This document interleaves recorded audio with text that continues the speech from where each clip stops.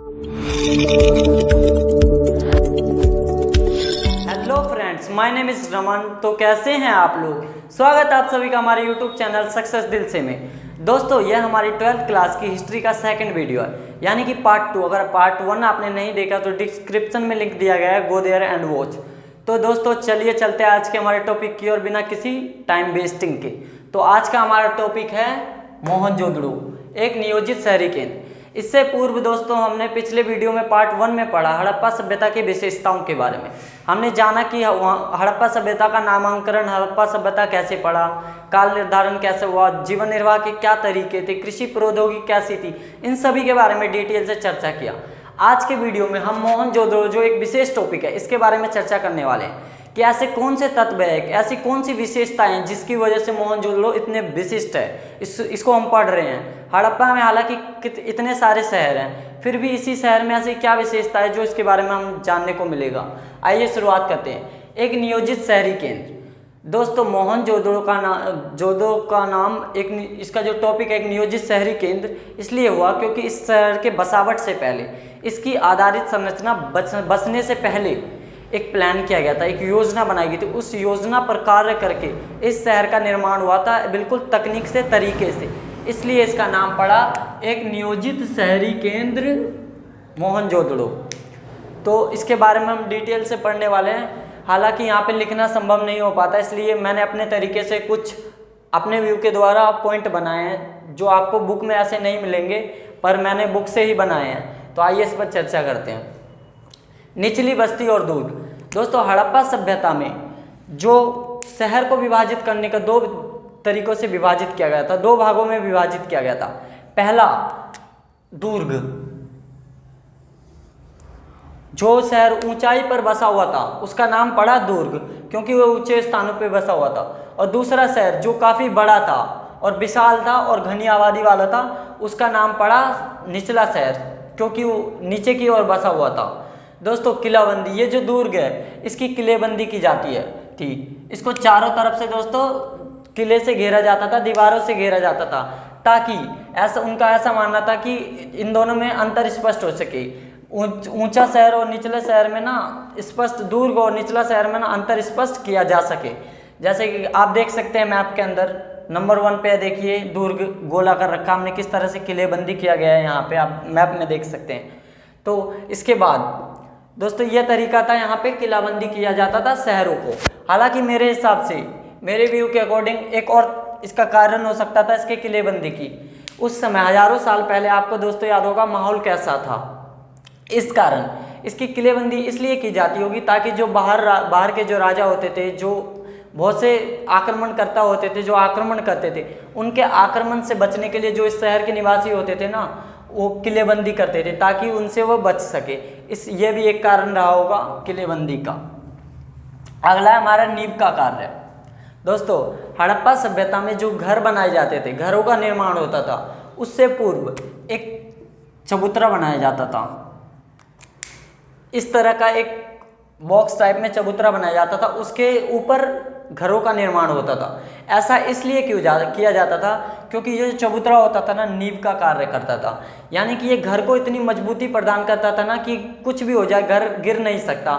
एक बिल्कुल ठोस आधार, एक ठोस ढांचा प्रदान करता था। इसके कई कारण रहे होंगे, क्योंकि हालांकि हड़प्पा सभ्यता जो है ये सिंधु घाटी नदी के किनारे बसा हो, अक्सर वहाँ बाढ़ आता था। इस कारण हुआ होगा कि वहाँ से बाढ़ से बचने के लिए और भी चीज़ें होती थी, जैसे भूकंप समय समय पे वहाँ पे आते रहते थे, बाहरी आक्रमण होते रहते थे, और जो जलवायु परिवर्तन, इन सभी कारणों के कारण जो घर को मजबूती प्रदान करने के लिए ये ना चबूतरों का इस्तेमाल करते थे। एक चबूतरों का निर्माण करते थे, उसके ऊपर घर का निर्माण करते थे ताकि एक अच्छा नींव मिल सके और घर उनका सुरक्षित रह सके। अगला हमारा पक्की ईंटों का इस्तेमाल। दोस्तों, हजारों साल पहले आप सोच सकते हैं पक्की ईंटों का इस्तेमाल। वर्तमान में हमारे पास टेक्नोलॉजी है, तकनीक है, इसके माध्यम से मशीनों से हम ईंटों का निर्माण कर सकते हैं भट्टियों के द्वारा। पर ये सोचने वाली बात है, उस समय बिना टेक्नोलॉजी के, बिना किसी मशीन के ये पक्की ईंटों का इस्तेमाल करते थे, पक्की ईंट बनाते थे। और वो जो ईंटें होती थी ना, समान आकार की होती थी, यानी कि वो ईंट बड़ी और छोटी नहीं हो सकती थी, बल्कि एक ही समान आकार की होती थी। देखिए जो मान लीजिए ईंट है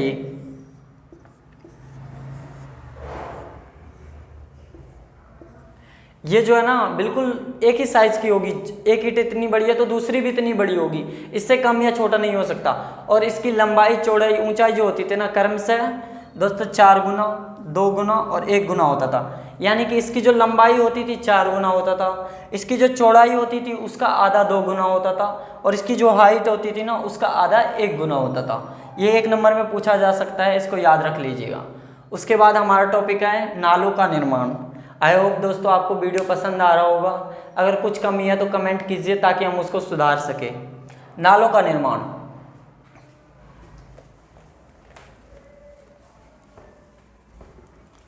आसान निकासी प्रणाली। दोस्तों हड़प्पा सभ्यता में नालों का जो निर्माण इस प्रकार किया जाता था कि जो वहाँ से दैनिक जीवन में इस्तेमाल होने वाले जो अवशिष्ट जल होते थे, अवशिष्ट पदार्थ होते थे, वो उनका इस तरह से निपटारण किया जा सके कि हड़प्पा निवासियों को कोई दिक्कत ना हो उसके निपटारण के लिए। इसलिए वहाँ पे आसान निकासी प्रणाली थी। नाली को इस तरह से बनाया जाता था कि बहुत ही आसान तरीके से जल का निपटारण हो जाता था और कूड़े कचरों का भी अलग से निपटारण हो जाता था। ग्रिड पद्धति एक पद्धति थी जिसके द्वारा, दोस्तों ये ग्रिड पद्धति देख लीजिए आप, ये एक दूसरे को समकोण पे काट किया। इसमें गली और जो सड़क होते थे ना उनका इस प्रकार निर्माण किया जाता था कि वो एक दूसरे को ग्रिड पद्धति पे काटते थे। नालियों को इस तरह से बनाया जाता था कि वो एक दूसरे को समकोण पे काटते थे, इसलिए इसका नाम ग्रिड पद्धति पड़ा। इससे जल निकास में ना बहुत ही आसानी तरीके से जल का निकास हो जाता था, कोई दिक्कत नहीं आता था। अब आवासों का निर्माण, आवास का निर्माण जो हड़प्पा सभ्यता में होता था ना उससे पहले यहाँ पे नालियाँ बना दी जाती थी, 2 साइड नालियाँ बना दी और एक बीच में गलियारा होता था। इस गलियारे और नाली के जो ये इनके बनने के बाद फिर इसके साइड साइड में ना घर बना दिए जाता था। वर्तमान में भी आप ऐसा ही देख सकते हैं। वर्तमान में किस तरह से पहले नालियाँ होती हैं, फिर रोड होते हैं, बीच में फिर घर होते हैं। हमने शायद वहीं से सीखा हो, ऐसा मानना है पुरातत्विकों का कि वहीं से ये पद्धति चली आ रही हो और आगे भी चलेगी।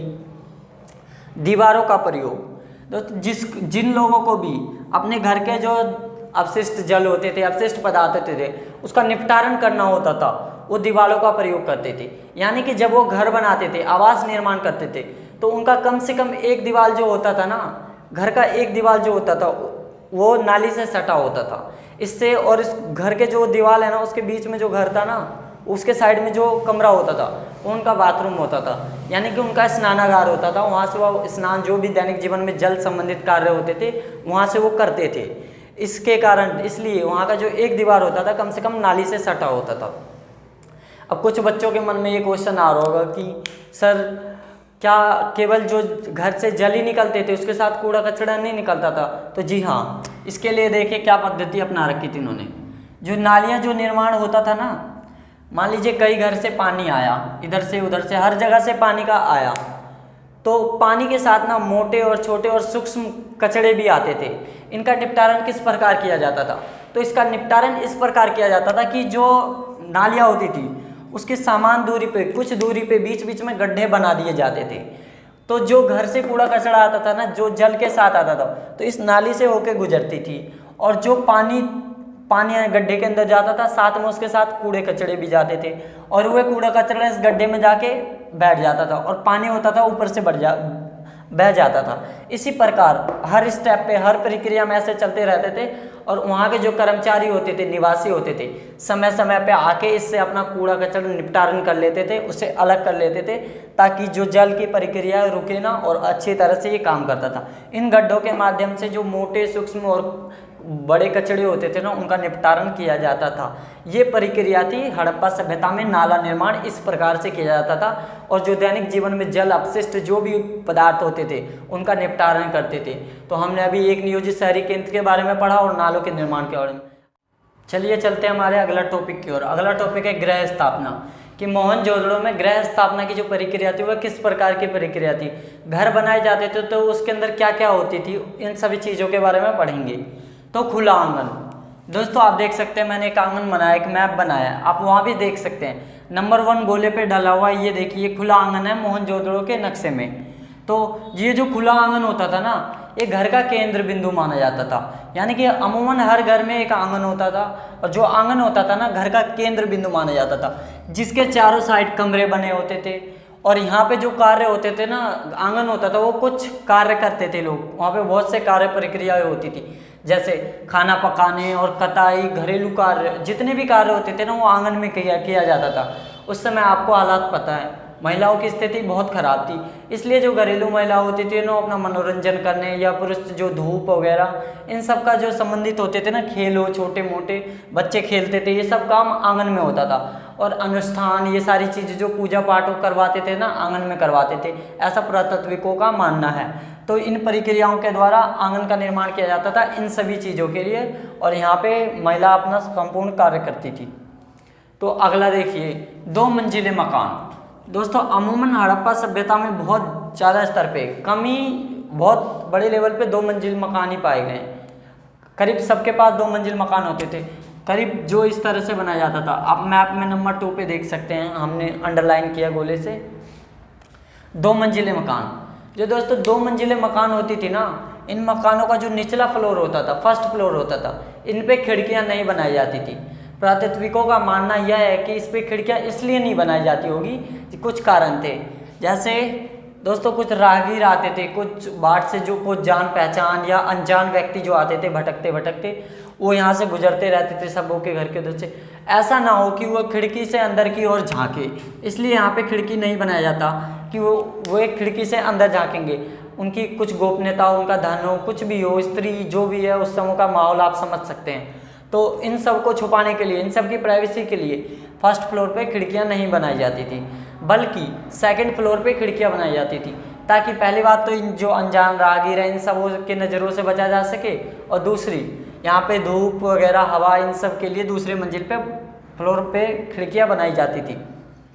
अब घर बना दिया जाता था, खिड़कियाँ नहीं होती थी, और जो घर का गेट होता था एक, आप मैप में देख सकते हैं, गेट नंबर 3 पे हमने डाला है, गेट होता था।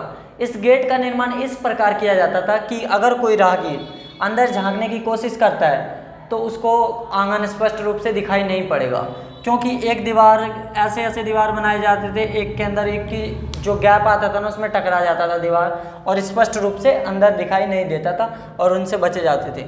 और इन कमरों के आगे उनका अतिथि खाना होता था, मेहमान खाना होता था, कि कोई राहगीर आते हैं, कोई मेहमान आता तो वो यहीं पे रहते थे, यहीं पे ठहरते थे, और दोस्तों उनका जो खाने पीने का इंतजाम था ये यहीं पे होता था इस कमरे में, ठीक है।